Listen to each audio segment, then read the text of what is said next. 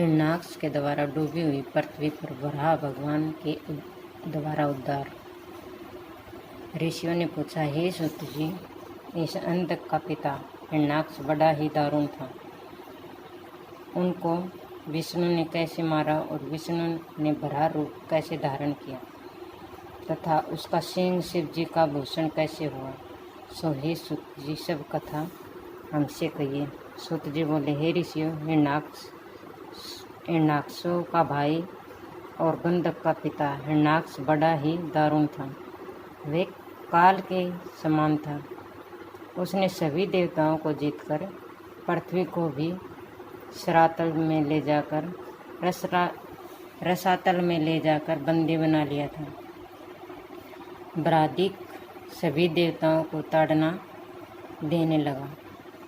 तब सभी देवता दुखी होकर विष्णु भगवान के पास गए और प्रणाम करके बोले, हे प्रभु, हिरण्याक्ष दुष्ट ने पृथ्वी को बंदी बना लिया है और हम सब उसके भय से बड़े ही दुखी हैं। ये सुनकर भगवान विष्णु ने घोर वराह का रूप धारण किया और दृष्टा मानी दाढ़ के आगे के भाग से उसे महादैत्य का संहार किया। इसके बाद रसातल में जाकर वहाँ से पृथ्वी को लाकर पूर्वतः स्थापित किया। तब सभी बृहदिक देवताओं ने वराह भगवान की स्तुति की। हे भगवान, आप प्रसन्न होइए। आपने इस महासुर को पुत्र वर्ते आदि से सहित अपनी दाढ़ के अगर भाग से ही मार दिया।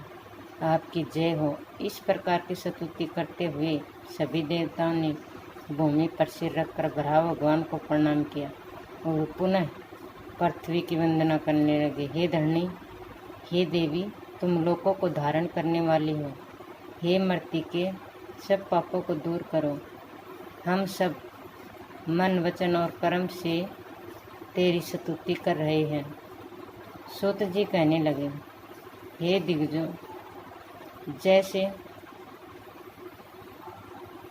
इस प्रकार देवताओं के द्वारा स्तुति की गई। पृथ्वी प्रसन्न होकर उनसे बोली, वराह भगवान की दाढ़ के द्वारा दुखी हुई मृतिका को जो मस्तक पर धारण करेगा वह सब पापों से छूट जाएगा। ये वह आयुष्मान, बलवान, धनवान और पुत्र पौत्रों से युक्त इस लोक में सुख भोग कर परलोक में देवों के साथ क्रीड़ा करेगा। इसके बाद वराह भगवान क्षीर सागर को चले गए। उसकी दाढ़ को देव महेश्वर ने ग्रहण कर लिया और उनका भूषण बना कर दाढ़ी के नीचे हृदय में पर धारण किया।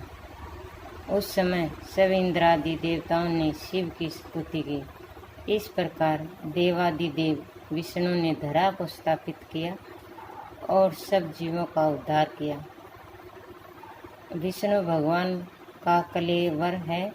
उस समय ब्रह्मा तथा अन्य देवों के साथ भगवान भव ने लीला की और विष्णु के अंग विभाग दाढ़ से भूषित हुए।